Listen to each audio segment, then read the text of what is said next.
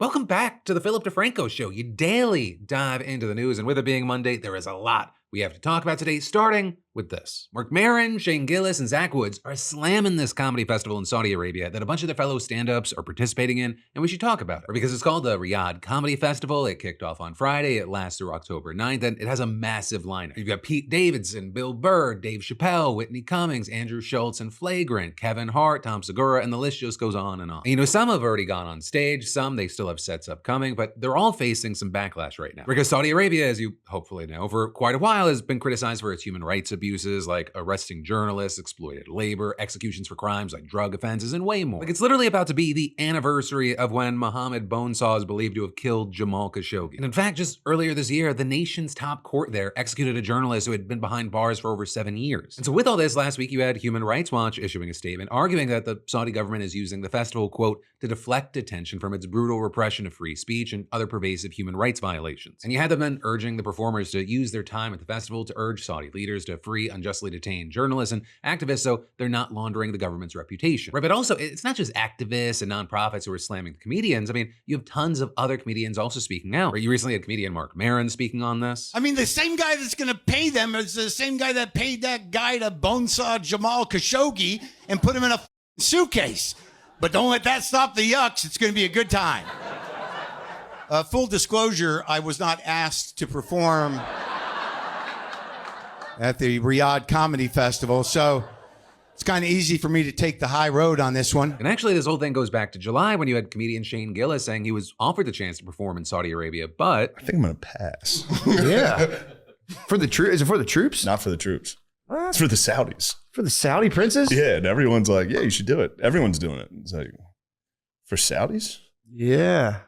Weren't those the 9/11 guys? And then Gillis later said that organizers doubled his pay offer, but he refused this significant amount of money so he could take a principled stand. Also, as far as like how much people were actually making for this, you had comedian Tim Dillon previously saying that he was going to do the fest because he was going to get $375,000 for doing one show. Right? And he also claimed that some performers were offered as much as $1.6 million. But then Saudi Arabia apparently fired him from the gig over jokes that he made about forced labor in the country. And on that note, you had comedian Atsuko Okatsuka saying that she was offered the festival but turned it down and claimed that the gig came with a bunch of content restrictions. And with that, sharing a screenshot showing that artists aren't allowed to prepare material critical of Saudi Arabia, its royal family, or its government. With her then adding a lot of the you can't say anything anymore comedians are doing the festival. They had to adhere to censorship rules. And, as all of this is playing out, we've seen some of the performers from the lineup defending their choice to go. Pete Davidson recently went on Theo Von's podcast and he said, I've been getting a little bit of flack just because like my dad died 9/11. So they're like, how could you possibly go there? I just,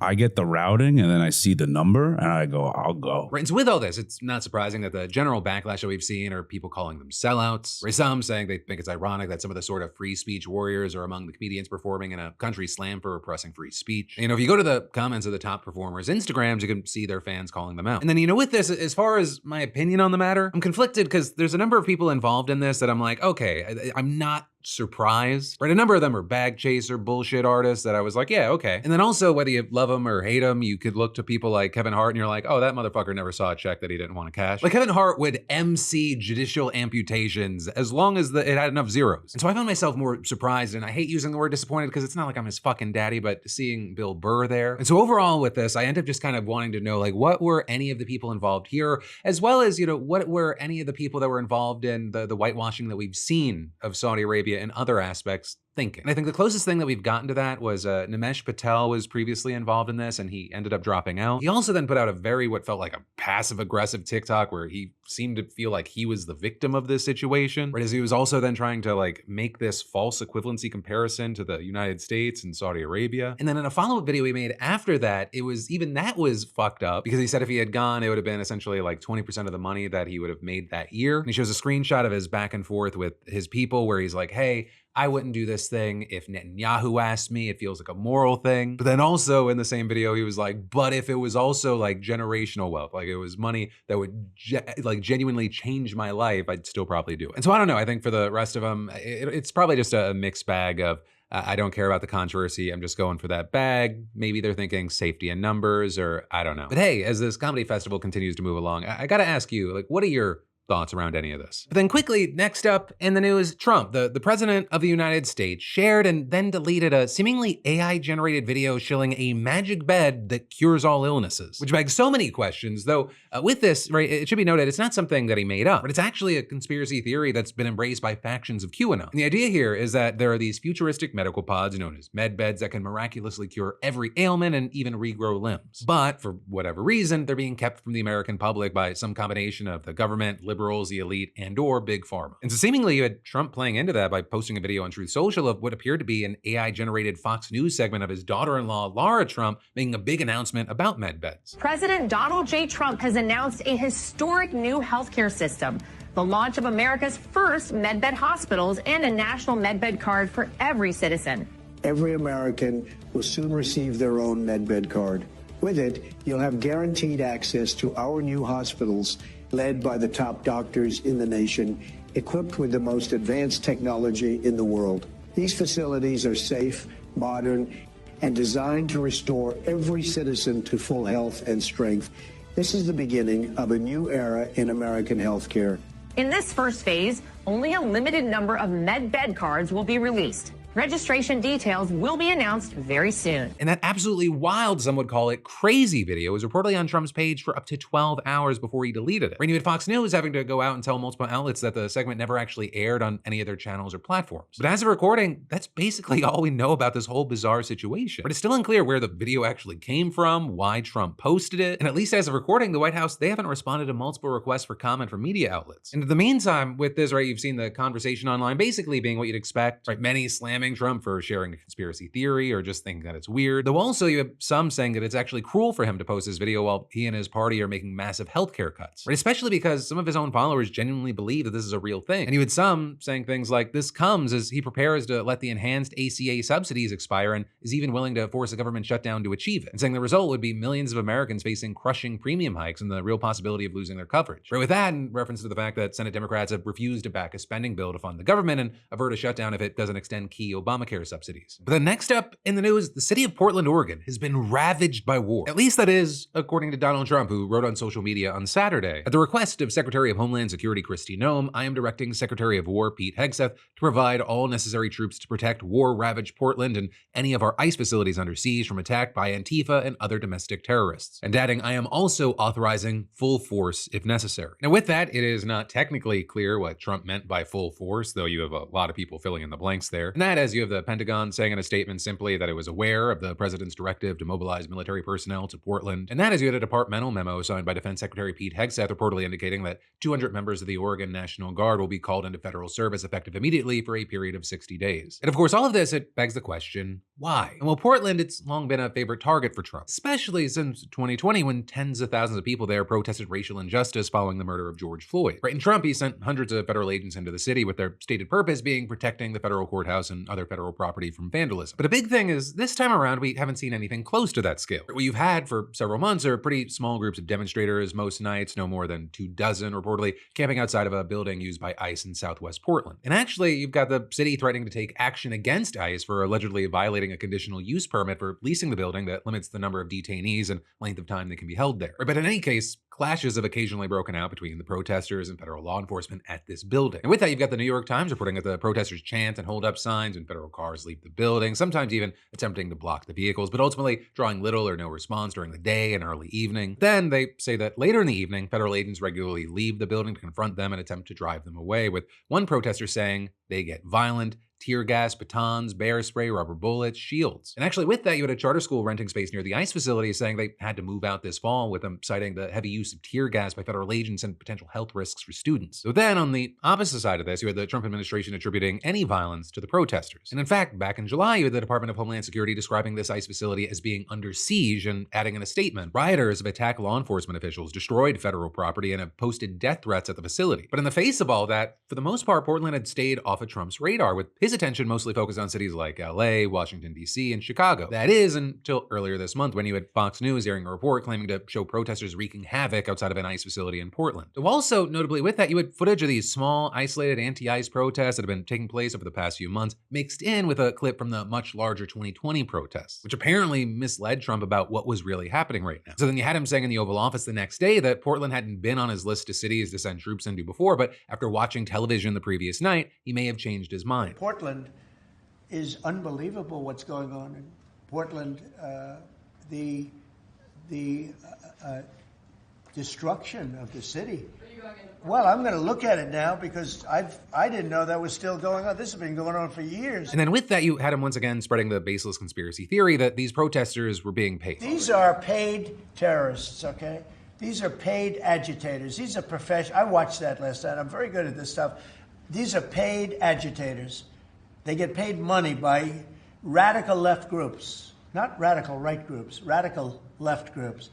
And they get paid a lot of money. Right, and that, of course, ties into his recent executive order declaring Antifa a domestic terrorist organization, right? A designation that notably doesn't actually exist under U.S. law. And that's, of course, before even mentioning that anti-fascism, like fascism itself, is a political ideology and not a specific organization. Right, but regardless, one of the things we've seen now is that these Trump threats, they've seemingly brought new life into the protests, with hundreds gathering outside of that ICE building last night. Right, and then also something else we've seen are state and local officials presenting a united front and objecting to the deployment of troops. So you had Governor Tina Kotek saying she learned of the president's declaration after waking up to the news on social media like everyone else. Also adding that she had spoken with Trump and Noem since then and made it very clear that the military is not needed in Portland. In my conversations directly with President Trump and Secretary Noem, I have been abundantly clear with them that Portland and the state of Oregon believe in the rule of law, and we can manage our own local public safety needs.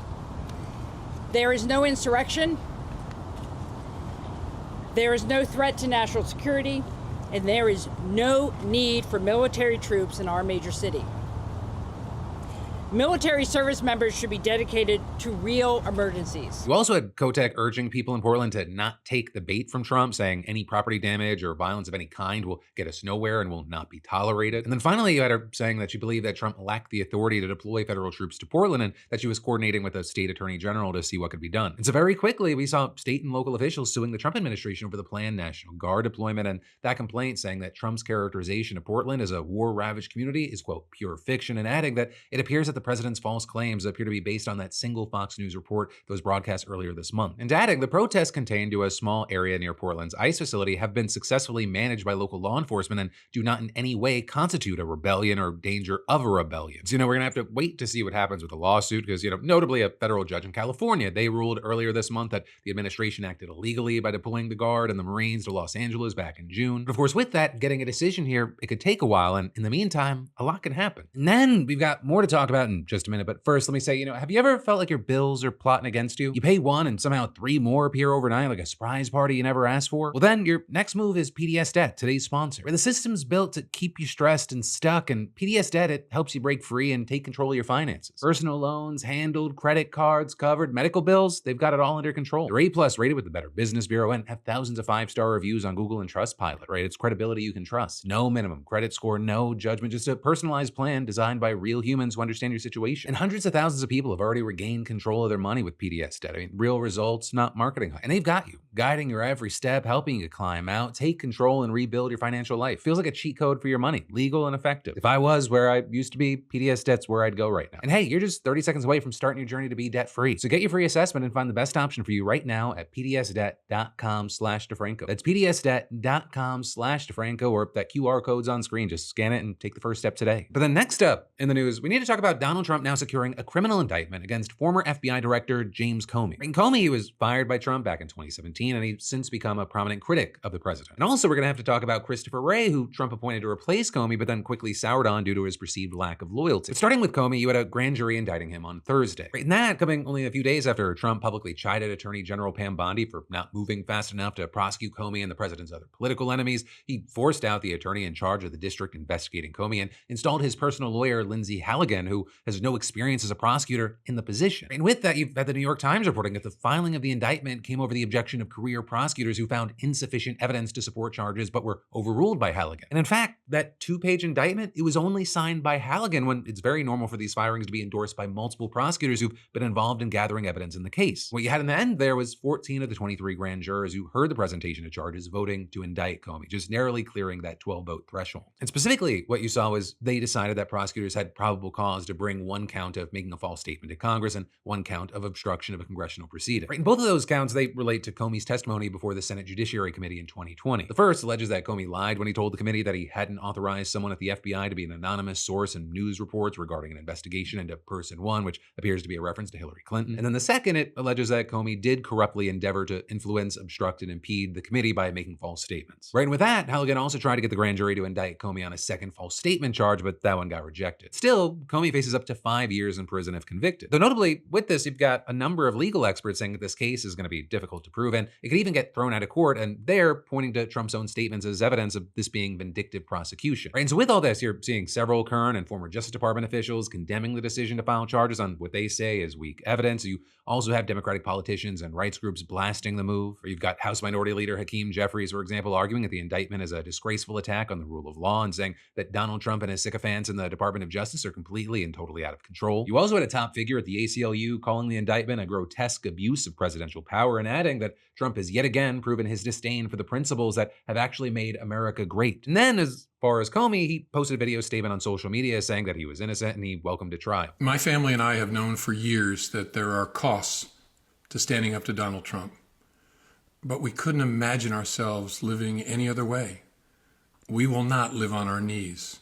And you shouldn't either. On the other side of this, right, with the Trump administration, you had Bondi claiming no one is above the law and arguing. Today's indictment reflects this Department of Justice's commitment to holding those who abuse positions of power accountable for misleading the American public. You then also had Trump celebrating the news in a post on Truth Social, calling Comey one of the worst human beings this country has ever been exposed to, and claiming he's now at the beginning of being held responsible for his crimes against our nation. And all of this is, he appeared to suggest that Comey will not be the last to be prosecuted. It's not a list, but I think there'll be others. I mean, they're corrupt. These were corrupt, radical left Democrats. Because Comey essentially was he's worse than a Democrat. I would say the Democrats are better than Comey. But no, there'll be others. Look, that's my opinion. They weaponized the Justice Department like nobody in history. What they've done is terrible. And so I hope there are others, because you can't let this happen to a country. And so with all that, it wasn't long before you had Trump setting his sights on Comey's successor, Christopher Wray. With this seemingly being driven by recent reports in right-wing media that more than 200 plainclothes FBI agents were present at the Capitol on January 6th, which is something that a number of people have pointed to as evidence of this whole thing being an inside job aimed at framing and prosecuting Trump supporters. And while many have labeled those folks as conspiracy theorists, among them appeared to be Donald Trump himself. Because on Saturday, you had Trump posting on social media that the FBI had secretly placed 274 FBI agents into the crowd just prior to and during the January 6th hoax, claiming this is different from what Director Christopher Wray stated over and over again, saying they were probably acting as agitators and insurrectionists, but certainly not as law enforcement officials. And adding, Christopher Wray, the then director of the FBI, has some major explaining to do. That's 2 in a row, Comey and Wray, who got caught lying with our great country at stake. We can never let this happen to America again. But with that, as far as what we know, you had the Justice Department Inspector General already finding that there's no evidence that undercover agents were in the crowd when the riot broke out, or saying that there were 26 confidential human sources, but 1, they're not agents or employees of the FBI, and 2,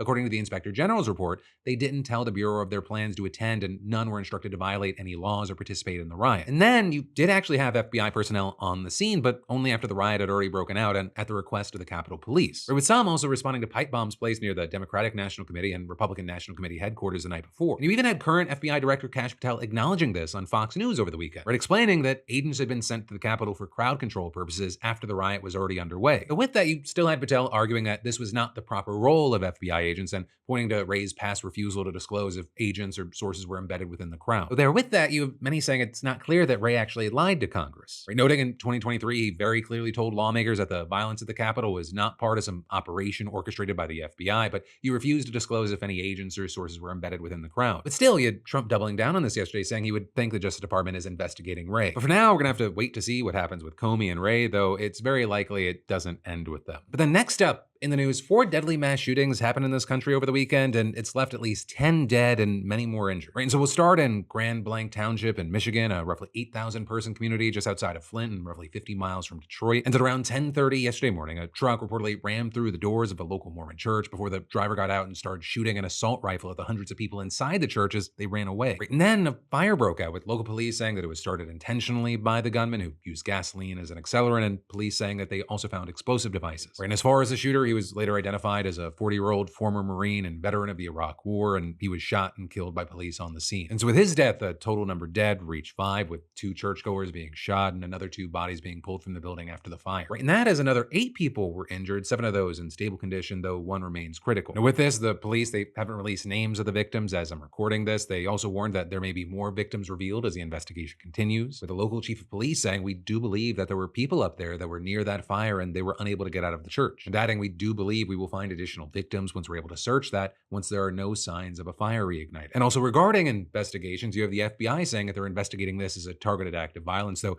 right now a motive is yet to be determined. And so, this is something we're gonna have to keep our eyes on, especially as most of the community, they were caught wildly off guard by one of their own doing something like this. Right, as far as what we know, the shooter reportedly graduated from a nearby high school in 2004 before joining the Marines and having what was described as a stellar military career during the 4 years that he served. You also had a former high school classmate saying he was an avid hunter who he regularly saw around town, even running into him at the gym earlier in the week. Right, that classmate saying he was happy to see me, he just seemed normal. Right, and that was something that was echoed by his former landlady and his neighbors. But then also with this, you've had a number of people sharing a photo that appears to be the shooter in a Trump 2020 shirt that's been circulating online. Right, and that is, there's also reporting from the Daily Beast saying that there was, as of June of this year, a pro-Trump sign outside of his house. You also have this local consultant on voter and petition information saying that the shooter had previously signed 2 petitions, one to repeal Governor Gretchen Whitmer's COVID mandates and one to outlaw abortion in the state, all of which has led to people saying numerous things online, right? Some trying to fill in the blanks as to the motive of why he would do this, right? And others saying this is why we're seeing a drastically different reaction from the right on this situation. With all that, like I always kind of try to stress in moments like this, I think it's important to see as things are developing and information's coming in to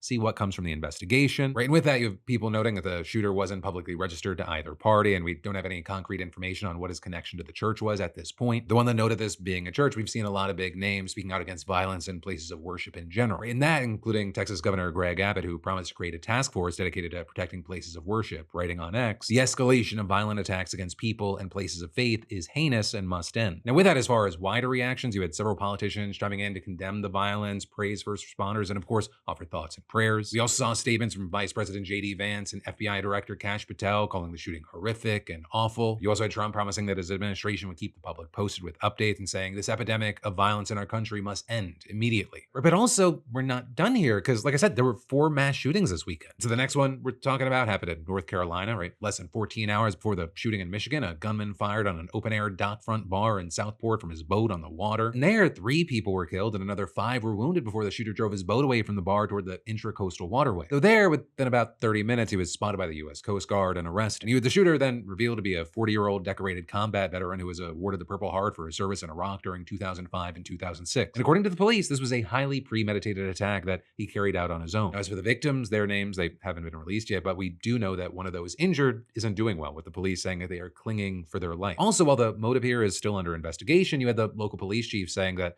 the shooter is claiming to have PTSD after being injured in the line of duty during his time in Iraq. Right? You also had the chief going on to say that they were previously aware of this man, and he reportedly filed lawsuits against the city of Southport and the police department before. But with that, the district attorney added there was, quote, nothing significant in his past which would give us any indication that he was capable of such horror. But then from there, we have to go further south and talk about Texas, where 2 people were killed and several more injured at a shooting at the Kickapoo Lucky Eagle Casino. And the shooting there reportedly happened just after midnight Saturday night when a raffle drew a large crowd to the casino. The shooter there firing on that crowd and then fleeing the scene, with his car then being later tracked down by multiple law enforcement agencies before he was taken into custody. Right in there, you had the local sheriff's department identifying the shooter as a 34-year-old former member of the National Guard. And while that investigation is still ongoing, we do know who at least one of the victims was, a retired U.S. Customs and Border Protection agent named Marcus Antley, with the local mayor saying that Antley was a beloved community member who, quote, will be remembered not only for his career, but also for his generosity, leadership, and the lasting friendships he built. But then the last place we'll talk about here is New Orleans, where 1 woman was killed and another 3 people were injured in a shooting on Bourbon Street. Because just before 2:30 on Sunday morning, you had police responding to reports of gunfire. Right when they arrived, they found 3 victims, 1 woman who was declared dead at the scene, another injured woman, another injured man, and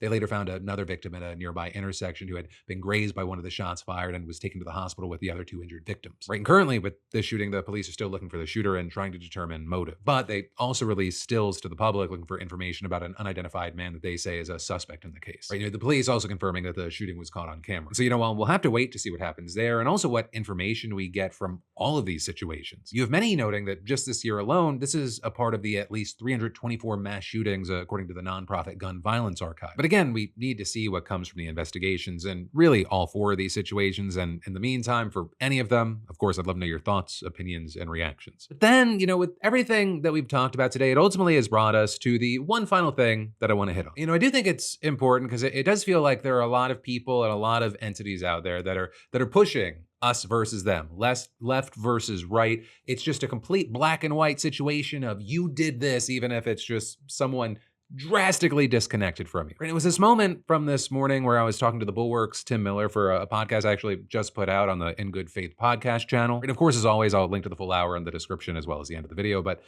here's what he said. The other element to that you're talking about is just this kind of never-ending internal cold civil war that we have, that I think everybody kind of imagines they're part of. Everybody's wrong. Too many people kind of imagine that they're part of, right? On social media, which is like, after a tragedy, I need to post to prove that it's the other side's fault, right?